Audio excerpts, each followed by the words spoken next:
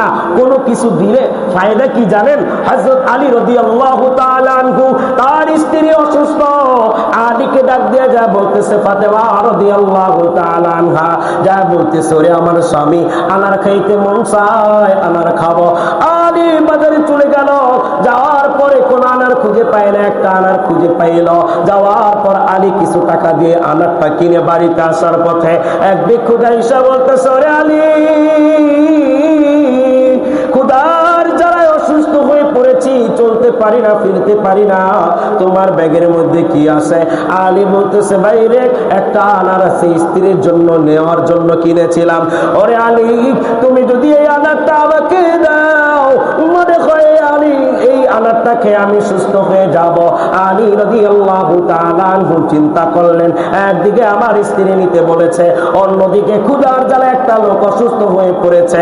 এবার আলী চিন্তা ভাবনা করে স্ত্রীর জন্য নিতে হবে, লোকটাকেও দান করতে হবে। এবার নিজের তরবারি দিয়ে অর্ধেক করে অর্ধেক স্ত্রীর জন্য রাখলো, আর অর্ধেক লোকটাকে খাওয়াই দিল। লোকটা অর্ধেক শেষ করার পর আলী রাদিয়াল্লাহু তাআলা আনহুকে লোকটা ডাক দিয়ে বলে, ওরে আলী, অনেক দিন পর আমার পেটের ভিতরে কোনো খাবার ঢুকলো, আমি কিছুটা সুস্থি ফিল করতেছি, আমার মনে হয় সুস্থ হওয়ার অবস্থাটা ফিরে আসছে। ওরে আলী রে, আল্লাহর রহম, আল্লাহ তোমার উপর রহম করুক, তুমি যদি বাকি আনারটা আমাকে দিয়ে দাও, আমার মনের ধারণা আল্লাহ আমাকে পরিপূর্ণ সুস্থ করে দিবে। আলী চিন্তা করলো, অর্ধেক দিলাম, অর্ধেক খায় সামান্য অসুস্থ থেকে সুস্থ হইল, এবার অর্ধেক স্ত্রীর জন্য নেওয়ার নিয়ত করলাম। কিন্তু লোকটা এটাও দাবি করে ফেললো, আল্লাহকে ডাক দিয়ে বলে, আল্লাহ, আমার স্ত্রীকে অসুস্থ দেওয়ার মালিকও তুমি, সুস্থ করার মালিকও তুমি, এই আনারের মধ্যে কোনো ক্ষমতা নাই। এই লোকটা যেহেতু তোমার নাম নিয়ে আমার কাছে চাইল, আল্লাহ গো, আমি ফিরাইতে পারবো না। আলী রাদিয়াল্লাহু তাআলা আনহু সাথে সাথে আনারটা তাকে দিয়ে দিল। লোকটা খাওয়ার পর আল্লাহর কাছে চোখের পানি ফেলায়া কান্দে, আর কয়, মালিক রে, অসহায় আমি, চলতে পারতাম না, এই আল্লাহর বান্দা আমাকে হেল্প করেছে, আমাকে একটা ফল দিয়ে হেল্প করেছে, মালিক গো, দুনিয়া আখিরাতের কল্যাণ দান করো। আলী দোয়াটা নিয়ে মনে অনেক খুশি নিয়ে বাড়ির দিকে যাচ্ছিল, হঠাৎ করে মনে পড়লো, স্ত্রী তো আনার নিতে করলো, কিন্তু আমি আনার নিতে পারি নাই, এখন বাড়িতে যা কি বলবো। বেড়ার ফাঁক দিয়ে স্ত্রীও দেখতেছে, স্বামী আমার আসতেছে, আর কি জানি চিন্তা করতেছে। এবার আলী যখন বাড়ির দরজার নিকট চলে আসলো, কিন্তু ঘরে ঢোকার সাহস পাচ্ছে না। স্ত্রী যদি আমাকে জিগায় আনার কোথায়, আমি কি উত্তর দিব? এবার ফাতেমা রাদিয়াল্লাহু তাআলা আনহা সালাম দিয়ে বলতেছে, ওরে আমার স্বামী, কি চিন্তা করতেছে, ঢুকে যাও, মা সালাম, শান্তির সাথে ঘরে ঢুকে যাও। সালাম দিল। এবার আলী ঘরে ঢুকে গেল, চিন্তিত, মনটা খারাপ। আয়েশা হযরত ফাতেমা রাদিয়াল্লাহু তাআলা আনহা স্বামীকে সালাম দিয়ে বলতেছে, স্বামী গো, চিন্তার কোনো কারণ নাই, মনে হয় তুমি বাজারে আনার পাও নাই, আমি নারাজ হই নাই। আলী ডাক দিয়ে বলতেছে, ওরে আমার স্ত্রী, আমি আনার পাইছি, আনারও কিনছি, তাহলে আনার কোথায় গেছে? আলী বলতেছে, আল্লাহর এক বান্দা রাস্তার মধ্যে আমার আল্লাহ তাআলার নাম ধরে আমার কাছে আবেদন করলো, আমি অর্ধেক দিয়ে দিলাম, আল্লাহর বান্দা আরে অর্ধেক দাবি করে ফেললো, আমি আল্লাহ তাআলার দিকে তাকায়া ওই অর্ধেক দান করে দিয়েছি।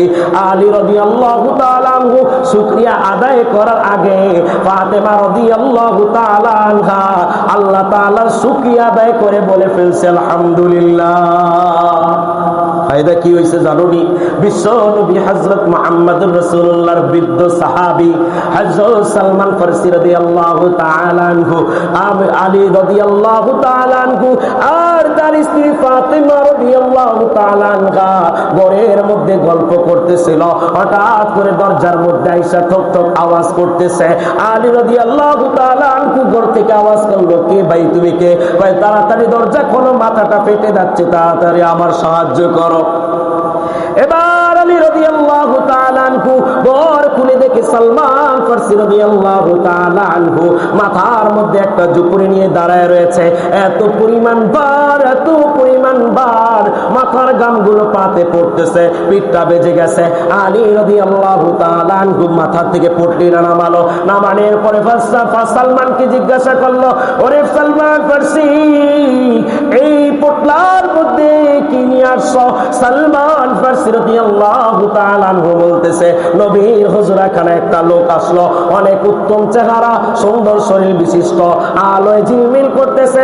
লোকটা একটা হাদিয়া এনে বলতেছে, এইটা আলীর জন্য বরাদ্দ করা হয়েছে, আমাকে আল্লাহর নবী দিয়ে তোমাকে পাঠাইছে। আলী রাদিয়াল্লাহু তাআলা আনহু এবার পটলাটা খুললো, যা দেখে আনার দিয়ে ভরা। যেই আনার দান করছে তারতে বড় বড় সুন্দর সুন্দর আনার, প্রত্যেকটা আনারের মধ্যে নাম লেখা। এবার আলী একটা একটা করে আনার গুনতেছে, যাওয়ার পরে 9 পর্যন্ত যাওয়ার পরে আর কোনো আনার পাচ্ছে না। আলী বলতেছে, ওরে সালমান, এই আনার আমার জন্য না, এই জন্য আল্লাহ ওয়াদা করছে যদি আমি একটা দেই 10টা দিবে, কেন 9টা দিছে? অতএব এটা অন্য কারোর জন্য পাঠাইছে, আমার জন্য পাঠায় নাই। সালমান বলতেছে, এটা জানার জন্যই আমি একটা লুকায় রাখছি, কেন তোমার জন্য 10টা আয়না পাঠাইছে। অনেক সাহাবী নবীর হুজরাখানায় উপস্থিত ছিল, কারো নাম না বইলা তোমার নাম কেন বলছে? রহস্য জানার জন্য, অপরিচিত লোকটার পরিচয় জানার জন্য আমি একটাই লুকায় ফেলছি, এইটা তোমার আল্লাহ তাআলা জান্নাতে তোমাকে মেহমানদারি করার জন্য পাঠাইছে। সুবহানাল্লাহ বলবেন না ভাই রে? একটাই ছিল, অর্ধেক নিয়ত করেছে, আরে অর্ধেকও দাবি করে ফেলেছে, পুরাটা দিয়ে দিয়েছে। ফায়দা হয়েছে কি, একটা গেছে 10টা আইছে, তাও 10টা আসছে কেমন ভাবে? জান্নাত থেকে আসছে। যেটা দিয়েছে সেটার চেয়ে অনেক বড়, সেটার চেয়ে অনেক সুন্দর, স্বাদেও অনেক মজা। দিতে রাজি আছেন কিনা? দিবেন তো? আপনাদের এই মসজিদ মোটামুটি সুন্দর, সাউন্ডও সুন্দর, নামাজ পড়তে ভালো লাগে কি লাগে না? একটা ঈদের নামাজ হবে, আপনারা সবাই জানেন কি জানি না, আমি অদমকে আপনাদের মসজিদের পরিচালনা কমিটি আমাকে রেখেছেন আপনাদের ঈদের নামাজ পড়ানোর জন্য। আপনারা থাকবেন তো ইনশাআল্লাহ?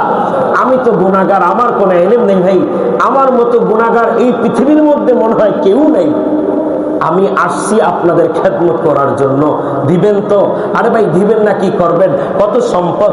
আজকে গাজার মুসলমানের দিকে তাকায় দেখেন, কত বড় বড় বিল্ডিং, একটা রকেট বোমা ফেলে সব ধ্বংস হয়ে যায়। 760 জন যুবক ধ্বংস হয়ে গিয়েছে, ছোট বাচ্চারা খিদার জ্বালায় ঘাস খাচ্ছে, মহিলারা ঘরের বাহিরে গেল গা, রোজা রাখিছে, ইফতারি করার মতো কোনো পানি নেই, ফলও নেই, কোনো খাবারও নেই, সেহরি করার মতো কিছু নাই, থাকার মতো ঘর নেই, গায়ে দেওয়ার মতো কোনো পোশাক নেই, বাবা আছে তো সন্তান নেই, সন্তান আছে তো বাবা নেই, মা আছে তো ছেলে মেয়ে নেই, কেউ নাই। ছোট বাচ্চাগুলো কাঁদতেছে।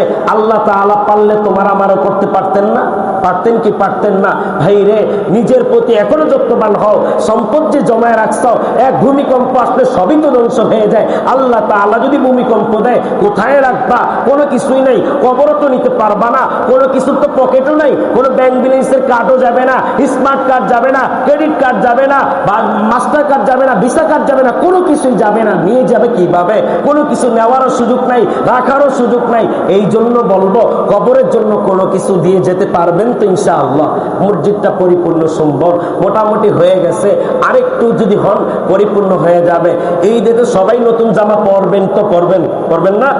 সবাই নতুন জামা একটা বানায় রাখছেন, নতুন একটা জুতা কিনছেন, নতুন একটা টুপি কিনছেন, ছেলের জন্য কিনছেন। মসজিদটাকে যদি ছেলে মেয়ের মতো মনে করেন, নিজেরা যদি বাবা দাবি করেন, আমার ছেলেকে যেমনি সাজাইছি মসজিদটাও আমার ছেলে মনে করে সাজাবো, সবাই পারবেন তো ইনশাআল্লাহ?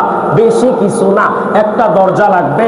আমাদের কমিটিরা বলেছে 8,000 টাকা লাগবে। কোন এক বান্দা আছেন আমার মালিককে খুশি করার জন্য, রোজার যা ভুল ত্রুটি হয়েছে এটা মাফ করানোর জন্য, অসুস্থতা থেকে সুস্থ হওয়ার জন্য, বিপদ থেকে বেঁচে থাকার জন্য 8,000 টাকা আল্লাহর রাস্তায় দিবেন? আসেননি? একটু হাত তোলেন, কেউ আছেন কিনা?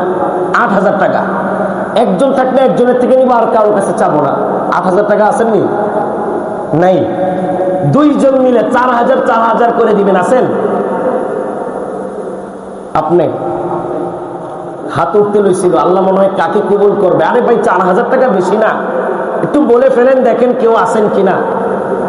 নাই, 2 জনও নাই। সময় যেহেতু বেশি নাই, কালেকশনও করবো না, বদনাম হয়ে যায়। যে কোনো এক জায়গায় গেলে ওয়াজ করার পরে যদি একটু কালেকশন করি